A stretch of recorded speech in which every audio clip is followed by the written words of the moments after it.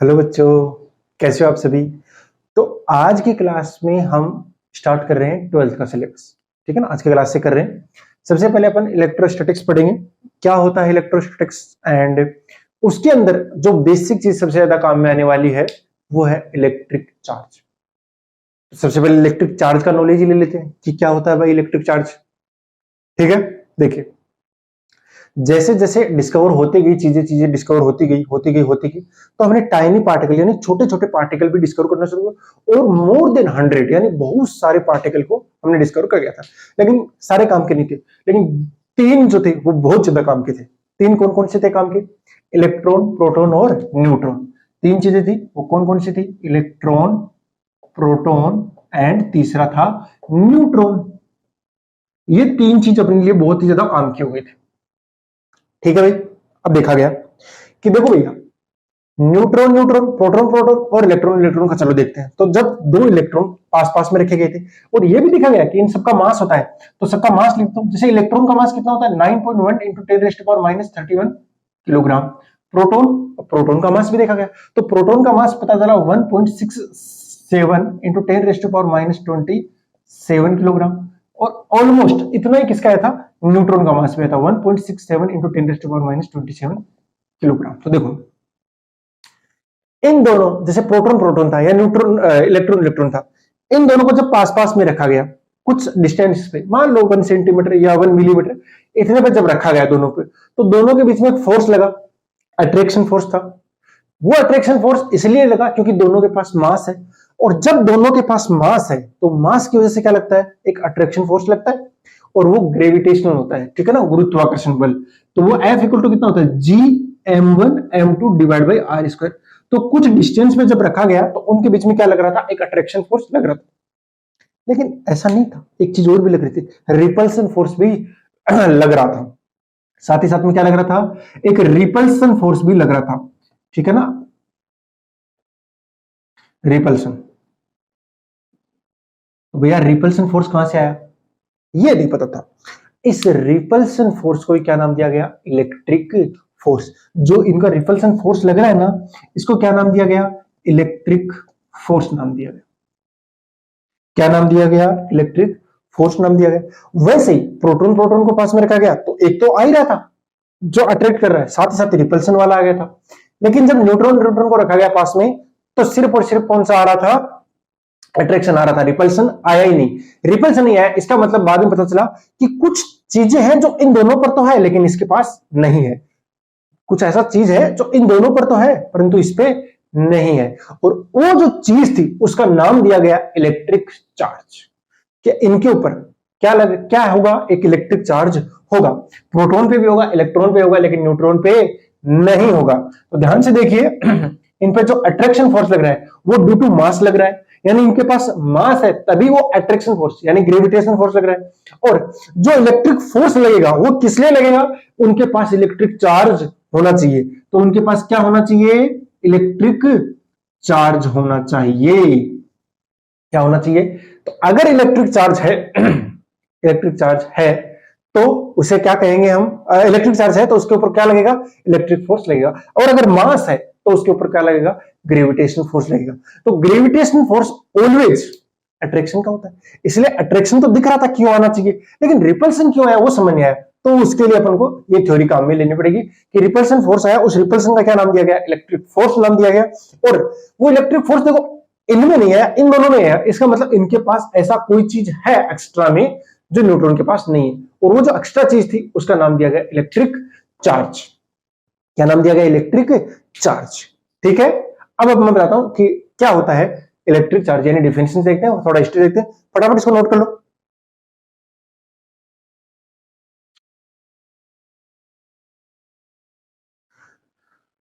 चलिए कर लिया होगा नोट। अब देखो डेफिनेशन देखते हैं इलेक्ट्रिक चार्ज की।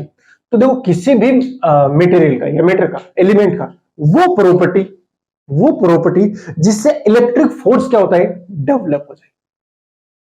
ठीक है ना, या ओरिजिन, जो इलेक्ट्रिक फोर्स का जो ओरिजिन है, इलेक्ट्रिक फोर्स का ओरिजिन है वही क्या है? इलेक्ट्रिक चार्ज है। तो इलेक्ट्रिक चार्ज किसे कहेंगे बेटा? इलेक्ट्रिक चार्ज किसे कहेंगे कि किसी भी एलिमेंट का या किसी भी आपका कोई भी मैटर हो सकता है उसका वह प्रॉपर्टी, वो वाली प्रॉपर्टी जिससे इलेक्ट्रिक फोर्स क्या हो जाए, डेवलप हो जाए। ठीक है ना? हाँ, तो property of element, property of element which is responsible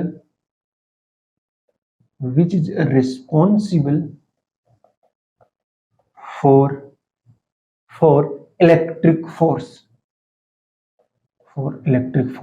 is called electric charge। तो ये है इलेक्ट्रिक चार्ज की एक्चुअल डेफिनेशन। क्या है कि प्रॉपर्टी ऑफ एलिमेंट, एलिमेंट की वो वाली प्रॉपर्टी जिससे इलेक्ट्रिक फोर्स डेवलप हो जाए, या इलेक्ट्रिक फोर्स के लिए जो चीज जिम्मेदार है वो कौन सी चीज जिम्मेदार है, इलेक्ट्रिक चार्ज, उसे अपन इलेक्ट्रिक चार्ज कहते हैं। अब थोड़ा सा हिस्ट्री के बारे में बता देता हूं, जल्दी सुन लीजिए। देखो, पुराने जमाने से और भी पुराने जितने भी आप जानते हो, जितना पुराना जमाना, उस समय से ही बादलों से बारिश होती थी, साथ में बिजली भी गिरती थी। पता था उन्हें कि ये लाइटनिंग हो रही है, लेकिन कारण वारण पता नहीं था, उनसे बचने का तरीका नहीं पता था। आज तो हमें सब पता है, लेकिन उस समय नहीं पता था। लेकिन उनको पता था कि ऐसी कोई चीज गिर रही है। फिर एक साइंटिस्ट, कुछ लोग आए, उन्होंने कुछ अंबर लिया, बिल्ली की खाल ली, गिलास लिया, उनको आपस में रगड़ा रगड़ा रगड़ा और फिर कई चीजों के पास लेके गई, तो वो दूसरी चीजों को अट्रैक्ट कर रहे थे। ये सबसे पहले यूनान में देखा गया। तो यूनान के लोगों को लगा, अरे वाह, तो जादू है। जैसे मैं भी दिखाता हूं, ये मैं छोटे छोटे पीसेस ले रहा हूं, किसके, कागज के, दिखाता हूं। ये मैंने छोटे छोटे पीसेस लिए अपने हाथ में, ठीक है भाई।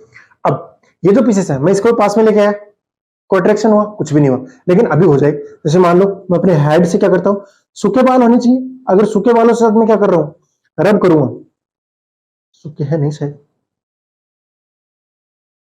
देखते हैं, ये देखो,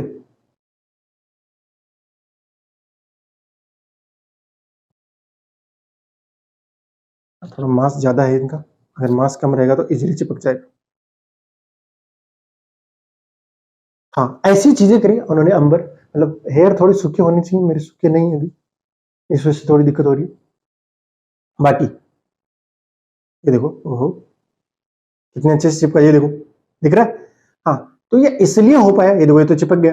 ये इसलिए हो पाया क्योंकि इस वाली बॉडी के ऊपर क्या गया था, चार्ज आ गया। लेकिन स्टार्टिंग में पता नहीं था, उनको तो क्या लगा, ये सब चीजें जादू ही लग रही थी। तो सबसे पहले थेलस ने क्या किया, चार्ज को डिस्कवर किया। तो एक्चुअल में अगर आप देखोगे तो चार्ज को किसने डिस्कवर किया, थेलस ने डिस्कवर किया। किसने किया, थेलस ने चार्ज को डिस्कवर कर दिया। नाम नूम कुछ नहीं दिया भाई, बस बता दिया कि इसके ऊपर कुछ ऐसा सा है जो इनके लिए रिस्पॉन्सिबल होगा। ठीक है। फिर आया विलियम गिलबर्ट, उसने बोला कि देखो चार्ज टू टाइप के हुए। उसने पॉजिटिव और नेगेटिव नाम नहीं दिया था, उसने जो नाम दिया उसने दिया विट्रियस और रेसिनस। दो टाइप के बताए उसने भी, दो चार्ज को दो टाइप का बताया। पहला बताया विट्रियस यानी पॉजिटिव, जो आज का पॉजिटिव है उसने क्या बताया, विट्रियस, और जो आज का नेगेटिव है उसको बताया रेसिनस। तो ये दो टाइप किसने बताई, विलियम गिलबर्ट ने बताई। उसके बाद में बेंजामिन फ्रैंकलिन आए। बेंजामिन फ्रैंकलिन ने अलग से क्या बताया, मतलब वही दो टाइप बताए, पॉजिटिव और नेगेटिव, जिनको आज अपन पढ़ते हैं। पहले विट्रियस और रेसिनस थे, उसके बाद में पॉजिटिव और नेगेटिव है, जो हम आज भी फॉलो करते हैं, पॉजिटिव और नेगेटिव। ठीक है। अब यहां से आगे का पढ़ते हैं। हिस्ट्री थी थोड़ी सी, आप ध्यान में रख लीजिए और इसको फटाफट नोट भी कर लीजिए।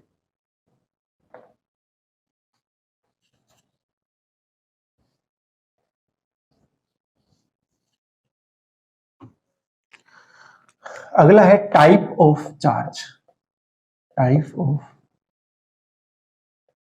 चार्ज। अभी अभी देखा, बेंजामिन फ्रैंकलिन ने बता ही दिया कितने टाइप का होता है, दो टाइप का होता है। कौन कौन सा, पॉजिटिव और नेगेटिव। तो पहला जो टाइप आता है वो कौन सा आता है बेटा, पॉजिटिव चार्ज। और दूसरा जो टाइप आता है वो कौन सा आता है, नेगेटिव चार्ज।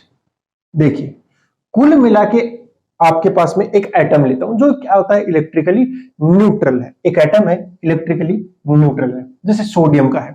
तो सोडियम का एटम होगा, उसके पास क्या होगा, एक न्यूक्लियस होगा, और न्यूक्लियस में 11 प्रोटॉन होंगे। कितने प्रोटॉन होंगे, 11, 11 प्रोटॉन होंगे। और उसके चारों तरफ क्या होंगे, कौन सा लगा रहे होंगे, इलेक्ट्रॉन लगा रहे होंगे।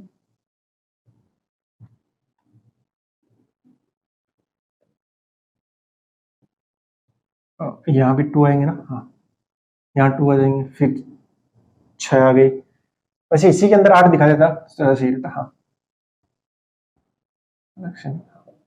इसके अंदर 10 लास्ट वाला ये इलेक्ट्रॉन है, 11 हो गए टोटल।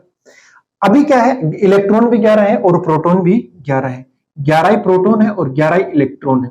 तो जितना प्लस है उतना ही क्या है, माइनस है। तो इसे कहेंगे इलेक्ट्रिकली न्यूट्रल है, विद्युतीय रूप से उदासीन माना जाता है इसको। बात समझ आ गई।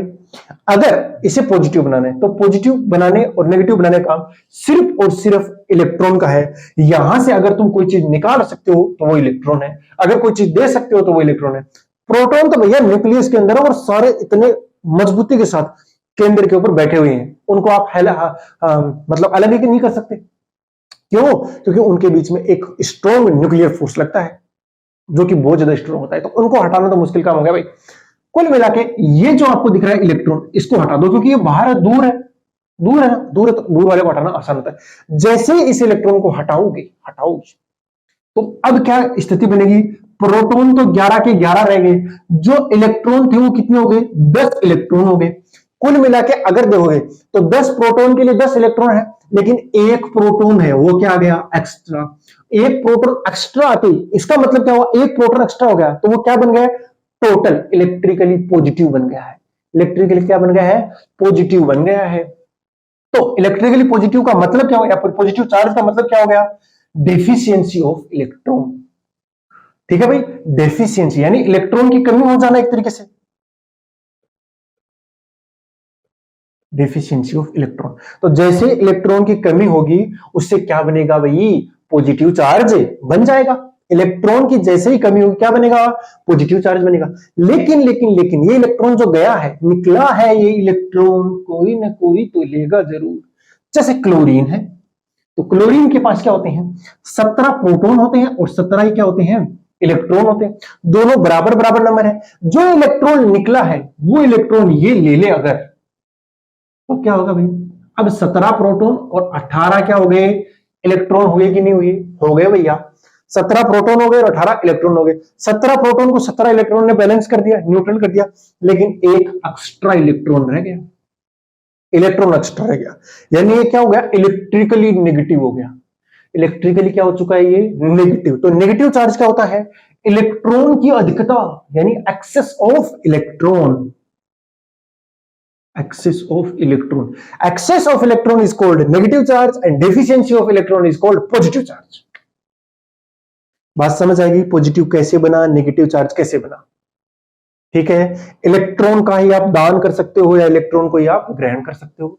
जब इलेक्ट्रॉन का दान कर देते हो तो खुद पे क्या बन जाते हो, पॉजिटिव, क्योंकि आपके पास पॉजिटिव ज्यादा हो गया। लेकिन जब आप इलेक्ट्रॉन को ग्रहण कर लेते हो तो पहले से जो बराबर न्यूट्रल था अब नेगेटिव क्या हो गया, ज्यादा, तो आप क्या बन जाओगे, इलेक्ट्रिकली नेगेटिव बन जाओगे।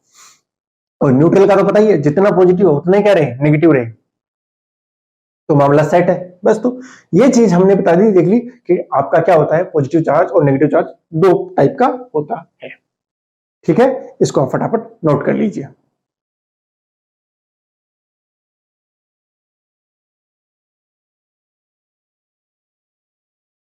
कर लिया होगा नोट।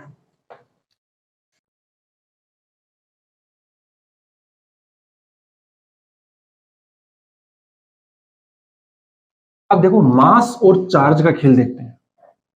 ठीक है भाई, तो अगली हेडिंग आप डाल सकते हो, चार्ज एंड मास। ठीक है ना भाई। जैसे आप किसी को इलेक्ट्रिकली चार्ज करते हो तो उसका मास जरूर इफेक्ट होता है। मास पक्का पक्का क्या होगा, प्रभावित होगा भैया, इफेक्ट करेगा ही करेगा। जैसे मैं मान लेता हूं एक ऑब्जेक्ट है ना, और उसका मास कितना है, एम नोट है। कब, जब वो न्यूट्रल है, जब वो न्यूट्रल है तब उसका मास एम नोट है। और जब उसका मास हो गया एम पॉजिटिव, जब वो पॉजिटिवली चार्ज हो गया, ये तो क्या हो गया, न्यूट्रल वाला केस हो गया। और ये क्या हो गया, जब वो पॉजिटिव चार्ज है। ये और ये वाला केस क्या है, जब वो नेगेटिवली चार्ज है।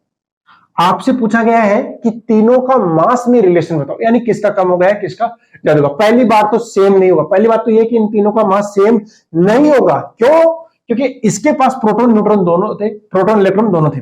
इसके अंदर क्या हो गया भाई, इलेक्ट्रॉन को निकाल दिया बाहर, निकलो निकलो तुम तो बाहर निकलो तभी मैं पॉजिटिव बनूंगा। इसने क्या, इलेक्ट्रॉन को ले लिया, लेगा लेगा तभी क्या बनेगा, नेगेटिव बनेगा।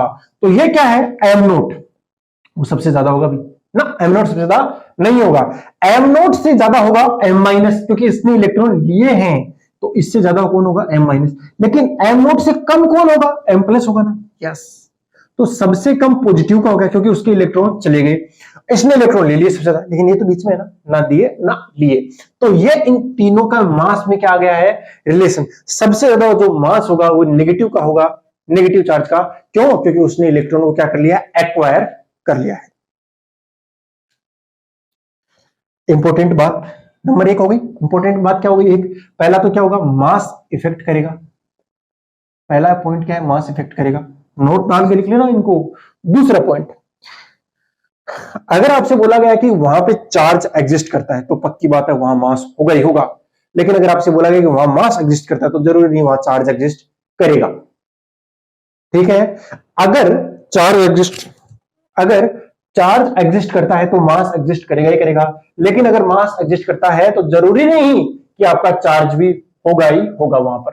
ठीक है ना, तो इसका मतलब होगा if mass exist then charge में एग्जिस्ट, चार्ज में exist, but if charge exists then there will be definitely there will be mass, surely, ये पक्का है, मतलब 100% there will be mass, definitely mass होगा वहां पे। तो मास वहां पे होगा ही होगा, यहाँ पे हो सकता है। ठीक है भाई, हाँ याद रखिए, क्योंकि यहां देखो ना, यहाँ मास, यहाँ देखो यहाँ मास तो है बट चार्ज नहीं है। यहाँ देखो मास तो होगा ही होगा भाई, मास तो पक्का होगा, चाहे पॉजिटिव हो चाहे नेगेटिव हो। मास अगर चार्ज एग्जिस्ट कर रहा है इसका मतलब वहां मास पक्का मिलेगा आपको। ठीक है भैया, तो ये आपको नोट डाल के लिखनी चाहिए वाली बात। ठीक है, अगली बात, बात नंबर 3, मैं आज आपको क्या बात बताऊंगा, तीसरी बात बताऊंगा। तीसरी बात यह है कि भैया जो मास होता है ना वो वेलोसिटी पे डिपेंड करता है। आइंस्टाइन का रिलेटिविटी जो थ्योरी है उसके हिसाब से मास जो है वो वेलोसिटी पे डिपेंड करता है, बट आपका चार्ज जो है वो वेलोसिटी पे डिपेंड नहीं करता है। तो अगला जो मोस्ट इंपोर्टेंट पॉइंट है वो क्या है, mass depends upon velocity but charge does not depend upon velocity. कैसे भैया, कैसे, तो देखो जरा ध्यान से, मास कैसे डिपेंड करता है। तो मास डिपेंड करता है, ये मैं मान लेता हूं एम बराबर M naught divide by under root 1 minus V square by C square. M naught को बोलते हैं रेस्ट मास, यानी जब कोई ऑब्जेक्ट आपका रेस्ट में है तब उसका मास कितना होगा। जब आपका कोई ऑब्जेक्ट रेस्ट में है तब उसका मास कितना होगा, वो रेस्ट मास जो है वो है एम नोट। ठीक है भाई, और ये एम क्या है, जब कोई ऑब्जेक्ट वी वेलोसिटी से मूव कर रहा है तब उसका मास कितना हो जाए। बात समझ आ गई होगी, ठीक है। ये फॉर्मूला आप ध्यान रख लो, लिख भी लो, काम आ जाए कहीं पे रिलेटिविटी के लिए, कि मास जो है वो वेलोसिटी पे डिपेंड करता है इस फॉर्मूले के हिसाब से, बट आपका जो चार्ज है वो मास पे डिपेंड, वेलोसिटी पे डिपेंड नहीं करता है। नोट कर लो, तीनों पॉइंट बहुत ही ज्यादा इंपॉर्टेंट हो गए। ठीक है,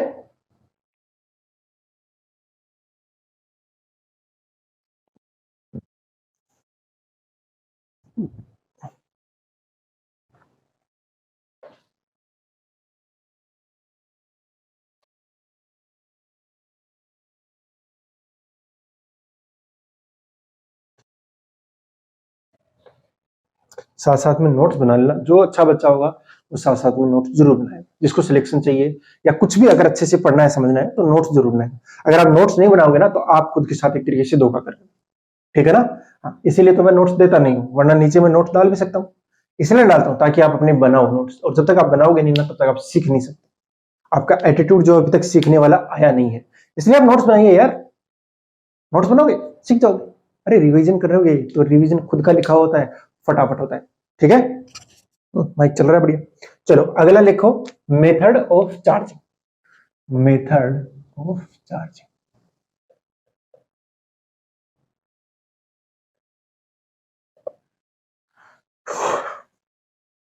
देखो मेथड ऑफ चार्जिंग क्या है, दो तीन बहुत सारे मेथड है, लेकिन मैन से दो तीन अपन डिस्कस करेंगे। पहला जो है बाई फ्रिक्शन।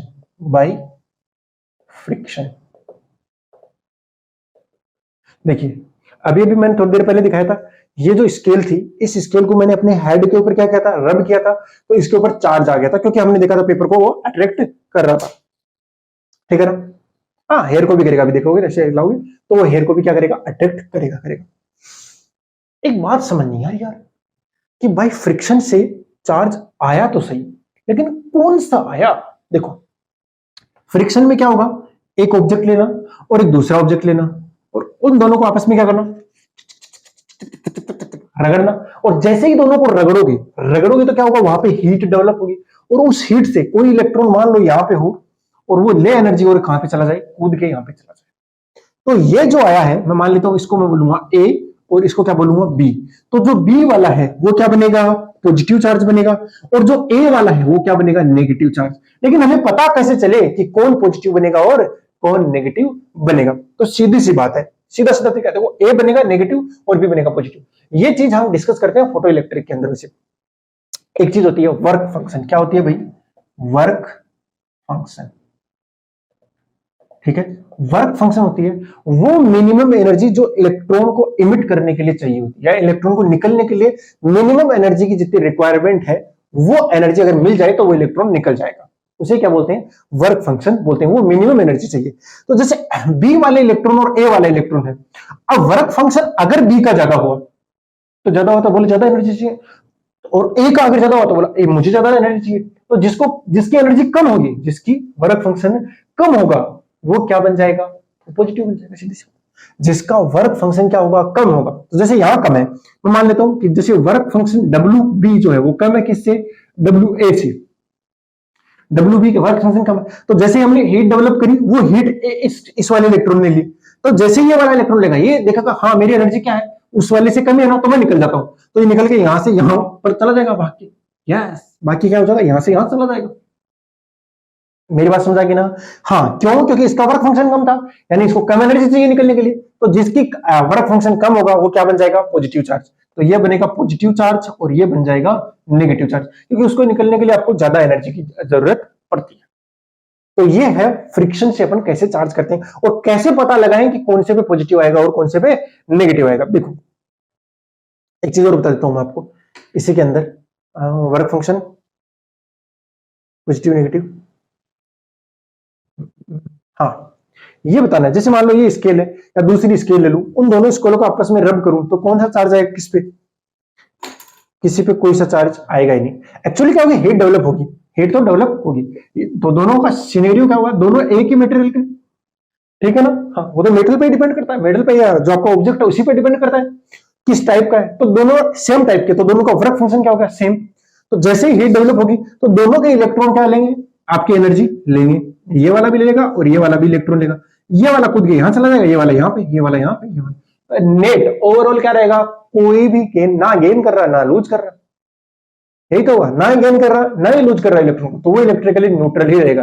यानी सेम टाइप के अगर आप चीजों को रगड़ रहे हो तो उनके ऊपर चार्ज नहीं आता है। तो एक चीज कुछ ले लो, दूसरी चीज कुछ ले लो, है कि नहीं। जैसे बिल्ली खाल ले लो, बिल्ली खाल से अच्छा आता है। खुद के बाल ले लो, कोम्ब ले लो, बैलून ले लो, ऐसी चीजें लोगे अलग अलग टाइप की, उन दो को अगर आप रब करोगे तो उनके ऊपर चार्ज आएगा। लेकिन अगर सेम टाइप के लोगे तो उनके ऊपर चार्ज नहीं आएगा। उनमें कुछ ऐसा सा केस होने वाला है। ये था बाई फ्रिक्शन, ठीक है। तो ये बहुत ही सिंपल था, इसको आप नोट भी कर लिया होगा, ठीक है ना। हाँ जो कुछ लिखने वाला होता है वो अपने मन से भी लिख सकते हो। बाई फ्रिक्शन क्या है, जब दो वस्तुओं को आपस में रगड़ा जाता है तो फ्रिक्शन की वजह से जो हीट डेवलप होती है उससे इलेक्ट्रॉन क्या होता है, एक ऑब्जेक्ट से दूसरे ऑब्जेक्ट में ट्रांसफर हो जाते हैं। ऐसे ही लिखना, ऐसे ही समझने में आसानी रहती है। ओके बेटा, ठीक है।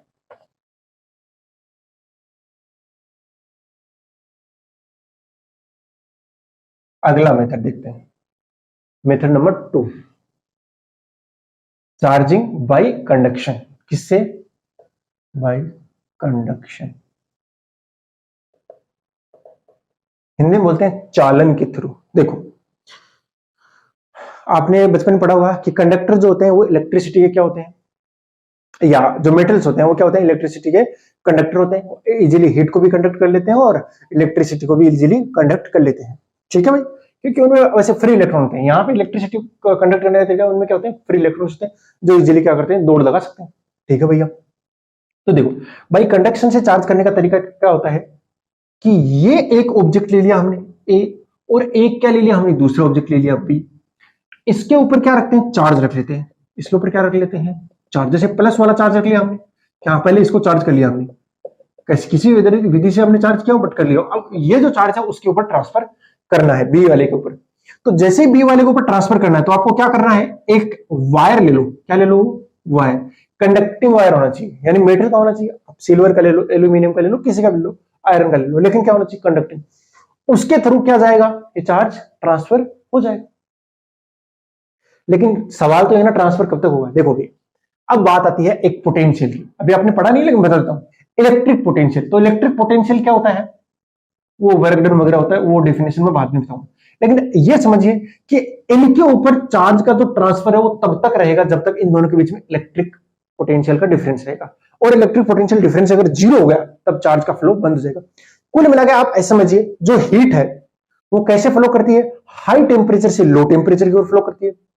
जैसे एयर है वो कैसे फ्लो करती है, हाई प्रेशर से लो प्रेशर की ओर फ्लो करती है। वैसे ही जो पॉजिटिव चार्ज है वो कैसे फ्लो करता है, हाई पोटेंशियल से लो पोटेंशियल की ओर फ्लो करता है। और चार्ज का फ्लो कब तक होगा, ऐसा नहीं है कि दोनों पे बराबर हो जाएगा, वो तब तक होगा जब तक दोनों का पोटेंशियल सेम नहीं हो जाता।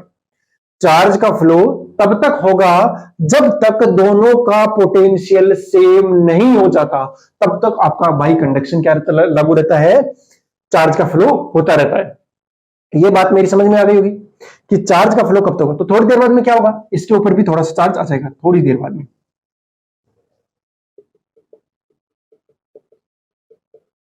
यही वाला चार्ज क्या है कुल मिलाकर,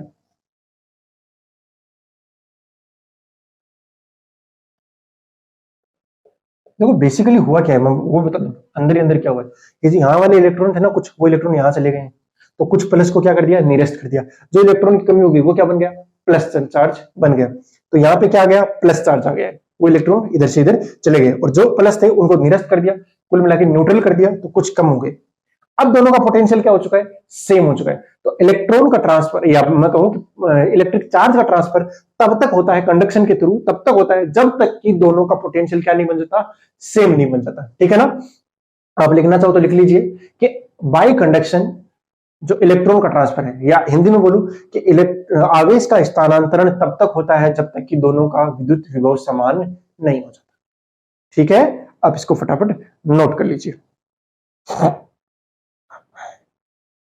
मेरा एक क्वेश्चन है, ठीक है ना, और वो तगड़ा क्वेश्चन है भाई, ऐसा वैसा क्वेश्चन नहीं।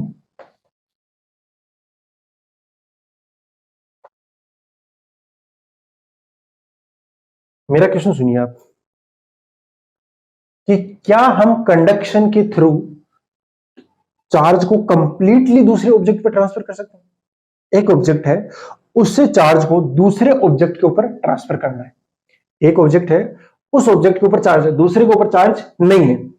तो क्या हम एक ऑब्जेक्ट से दूसरे ऑब्जेक्ट पर कंडक्शन के थ्रू, कंडक्शन यानी वायर ऐड करके कंप्लीटली चार्ज का ट्रांसफर कर सकते हैं। सोचो थोड़ा सा, कंडक्शन के थ्रू क्या हम चार्ज को कंप्लीट ट्रांसफर कर सकते हैं।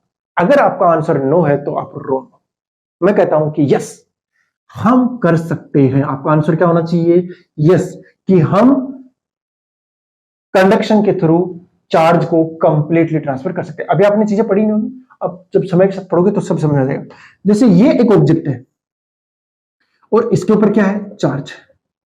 ठीक है भाई, हाँ ये कंडक्टर है, ठीक है ना, ये कंडक्टर।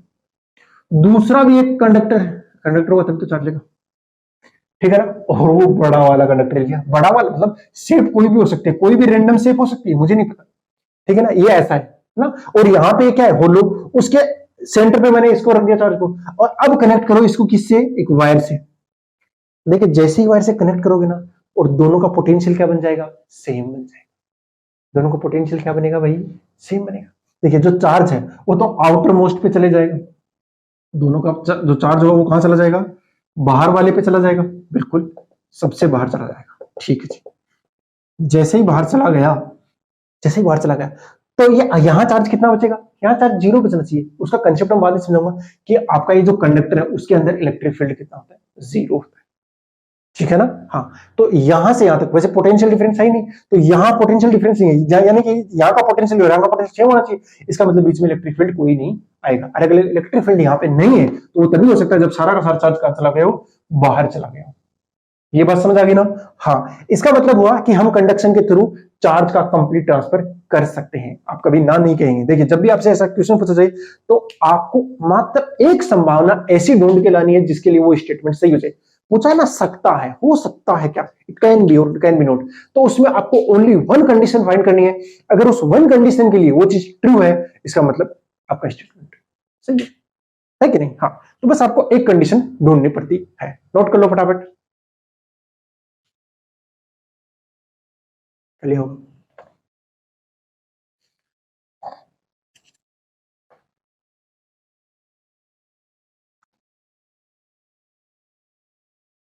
अगला देखो, चार्जिंग थ्रू इंडक्शन यानी बाई इंडक्शन।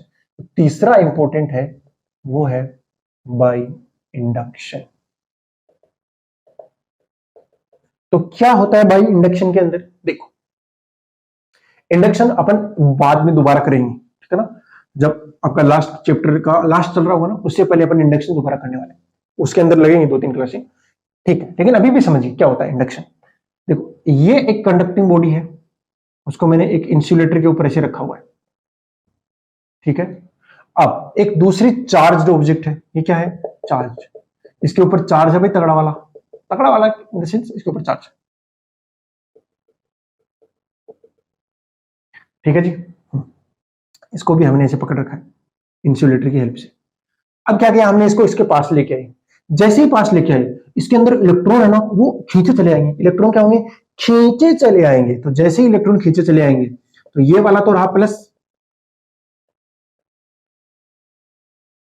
और इलेक्ट्रॉन खींचे चले आए। अब इलेक्ट्रॉन की इधर क्या हो गई, कमी, इसका मतलब इधर क्या आ गया, प्लस। ठीक है भाई, इलेक्ट्रॉन इधर क्या आ गया, प्लस आ गया। ये नीचे लगे हुए डंडे, ठीक है ना। अब हम क्या करते हैं, अभी भी इसके ऊपर टोटल चार्ज कितना है, जीरो है। अगर अभी आपसे पूछा जाए कि इसके ऊपर टोटल चार्ज कितना है, जीरो, आप इसको दूर ले जाइए, ऐसा बन जाएगा वापस से। अब मैं चाहता हूं कि इनमें से अगर या तो माइनस गायब हो जाए या प्लस गायब हो जाए, मजा ऐसे, तो गायब करने का तरीका बताता हूं। इसको क्या कर दो, सीधा जमीन से ऐड कर दो। ये जो ऐसा लगा हुआ है ना, इसको बोलते हैं अर्थिंग, और ये अर्थिंग हमने वायर से कर दी।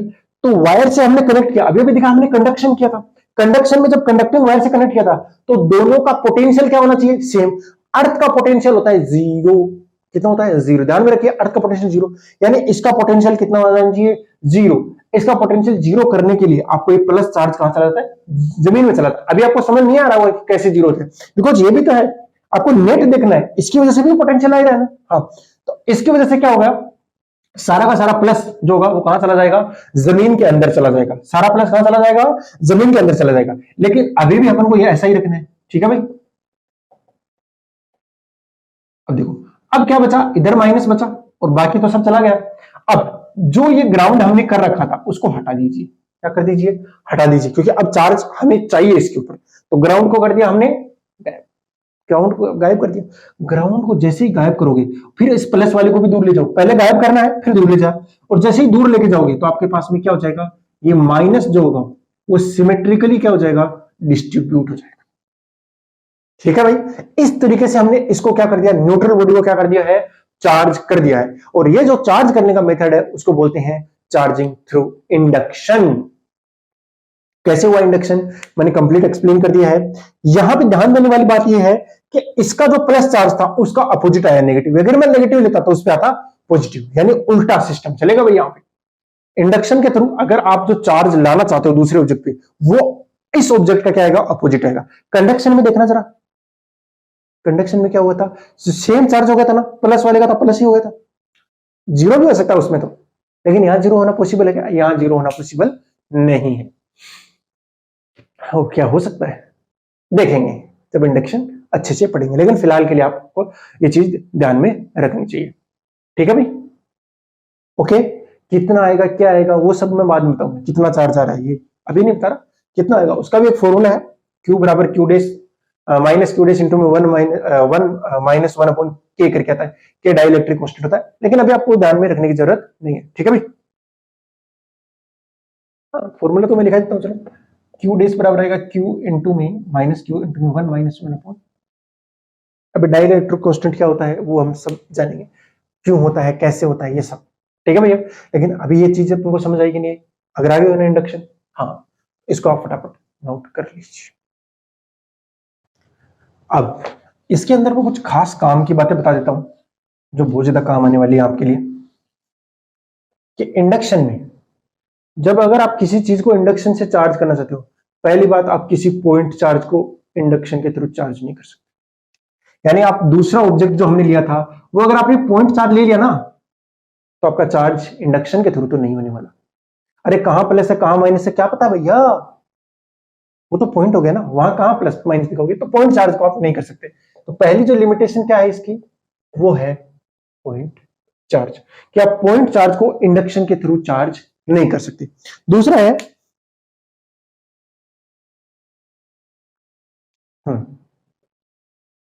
दूसरा ये है कि क्या कोई न्यूट्रल ऑब्जेक्ट और एक चार्ज ऑब्जेक्ट एक दूसरे को अट्रैक्ट कर सकते हैं? यस, एक तो चार्ज होना चाहिए। मैं पूछ रहा हूं कि क्या ऐसा पॉसिबल है, क्वेश्चन ही समझ लो, कि क्या ऐसा पॉसिबल है कि आपका जो चार्ज ऑब्जेक्ट है वो न्यूट्रल को क्या कर ले, अट्रैक्ट कर ले। चार्ज ऑब्जेक्ट है, चार्ज ऑब्जेक्ट वो किसको अट्रैक्ट कर ले, न्यूट्रल को। क्या ऐसा पॉसिबल है? यस बिल्कुल पॉसिबल है। अभी अभी देखा ना, यहां पे क्या आ गया था, जैसे ये प्लस था तो ये पूरे पे प्लस था, इस पे तो इस पे जैसे ही प्लस हो तो ये माइनस यहां पास में आ गया, और इधर क्या आ गया था, प्लस आ गया था। अब देखो ये माइनस क्या है, इसके पास में आना थोड़ा, तो माइनस पे फोर्स लगेगा, एफ माइनस मान लेते हो, और इस प्लस पे क्या लगेगा, रिपल्सन लगेगा। अभी आपको थोड़ा आइडिया नहीं होगा कि प्लस माइनस क्या करते हैं, हाँ ये करते हैं, इतना छोटे क्लासों में पता होता है। तो ये माइनस जो है उसको क्या कर रहा है, ये आकर्षित, और ये जो प्लस वाला उसको क्या करता है, प्रतिकर्षित, रिपल्सन कर रहा है, अट्रैक्शन कर रहा है। लेकिन ये पास में है तो एफ माइनस क्या हो जाएगा, ज्यादा, और एफ प्लस क्या होगा, दूर होने की वजह से कम हो जाएगा। तो ओवरऑल जो अट्रैक्ट हो रहा है ना, तो ओवरऑल जो होगा नेट फोर्स इधर आएगा। नेट फोर्स अगर इधर आ गया तो हम मान लेंगे नहीं, होता ही है।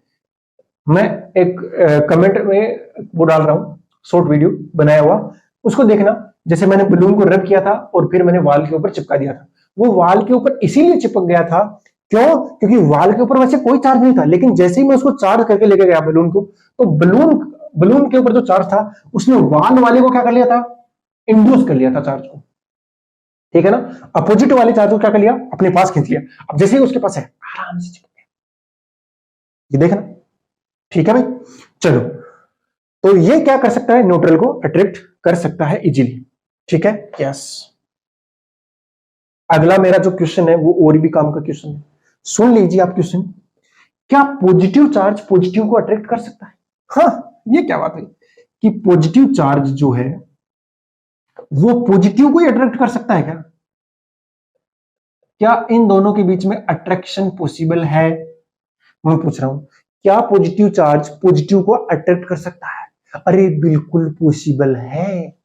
ऐसा कौन कौन सोचा? जो बच्चा ये सोचा कि पॉसिबल है वो सही रास्ते पे है। कैसे?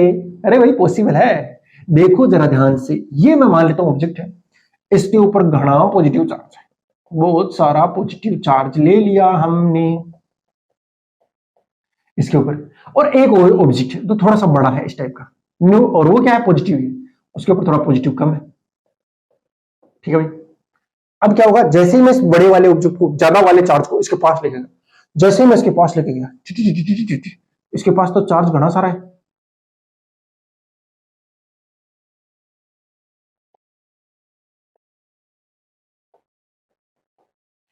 और इसके पास थोड़ा कम था। शेप कोई भी हो सकते भाई। अब जैसे पास लेके गया तो इसके पास में जो इलेक्ट्रॉन है वो खींचे चले आए, उसके बदले में जो प्लस था वो इधर था, आ गया, जितना माइनस है उधर, लेकिन खुद का भी तो था प्लस, वो भी सारा इधर ही आ गया, वो भी सारा क्या आ गया, इधर आ गया। देखो माइनस थोड़ा इधर कम, प्लस थोड़ा इधर जा रहा है, लेकिन पास में है, अगर पास में है, ये थोड़ा दूर है तो रिपल्सन होगा, या अट्रैक्शन होगा, और ये खींचा चला आएगा। क्यों? क्योंकि अट्रैक्शन फोर्स ज्यादा है रिपल्सन फोर्स से। इसलिए कहता हूं कि जब भी आप किसी क्वेश्चन का आंसर दें तो हर वो कंडीशन लगा के देख लें जो हो सकती है, हर वो संभावना लगा के देख लें जो संभव हो सकती है।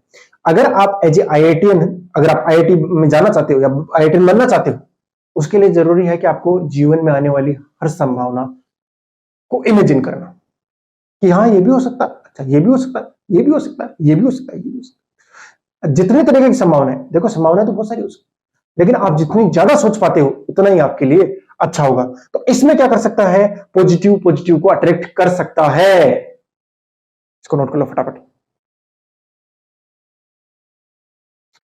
ठीक है, एक लास्ट क्वेश्चन और आज का, फिर कल की क्लास में अपन चार्ज का कंजर्वेशन वगैरह देखेंगे, क्वांटाइजेशन देखेंगे, यूनिट्स देखेंगे, ये सब चीजें देखेंगे।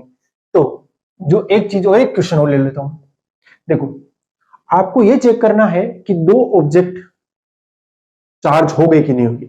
चेक करना है कि दो ऑब्जेक्ट के ऊपर चार्ज आया कि नहीं आया, यानी इलेक्ट्रिफिकेशन। तो correct result about electrification, correct result about electrification वो कौन देता है?